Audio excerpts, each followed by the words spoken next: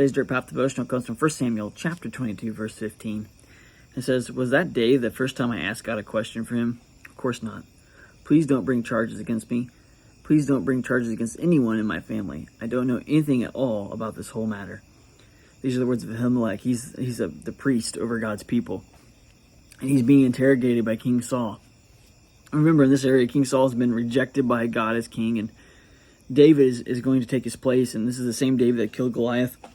And now David's slowly been growing in popularity with the people. And Saul, knowing that his days in the kingship are numbered, he's doing everything he desperately can to hold on to his power and to keep the life that he has. And that includes now he's pursuing David, trying to take David's life.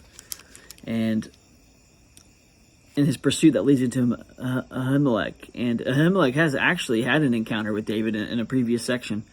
And he actually takes David in, takes care of him, and he's completely oblivious to really what's taking place. David actually lies to him. So Ahimelech's not lying when he's saying, "I don't know what you're talking about." But ultimately, Saul's going to kill him because Saul doesn't believe him. And what's sad about this whole story is Saul is desperately trying to cling to this life, trying to control things that are beyond his control. And the very kingdom he's trying to preserve and keep for himself, he's actually destroying with that attitude and with his actions and reactions to things. So, in many ways, he's destroying himself and removing himself from the kingdom. And the lesson in that for you and I is there are things in our life that we can't control.